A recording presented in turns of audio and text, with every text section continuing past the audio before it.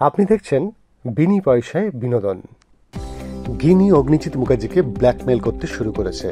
সে অগ্নিজিৎ মুখার্জিকে বলল, আমি ছাড়খাড় করে দেবো মুখার্জি পরিবারকে।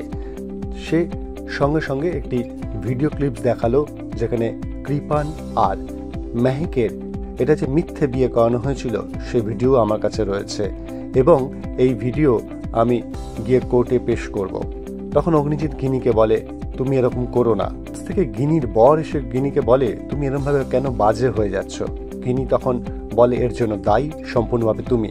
আমি মুখার্জি পরিবারের বউ হতে চেয়েছিলাম, তুমি আমাকে ভালোবাসা দাওনি। আমি একটু সুখ স্বাচ্ছন্দ্য চেয়েছিলাম, যা আমি তোমাদের কারোর কাছ থেকে সেটুকু পাইনি।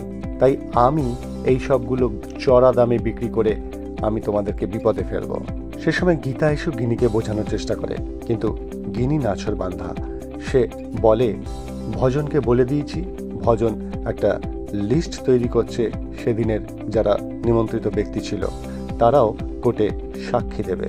এই শুনে কেঁদে ফেলেছে অগ্নিজিৎ মুখার্জি। অগ্নিজিৎ মুখার্জি গিনির কাছে ক্ষমা চাইছে, তুই আমাকে ক্ষমা করে দাও। গীতা অগ্নিজিৎ মুখার্জিকে বলেছে, বাবা চিন্তা করবেন না, আমি আছি। গীতা কি পারবে এত বড় ঝড়কে আটকে দিতে?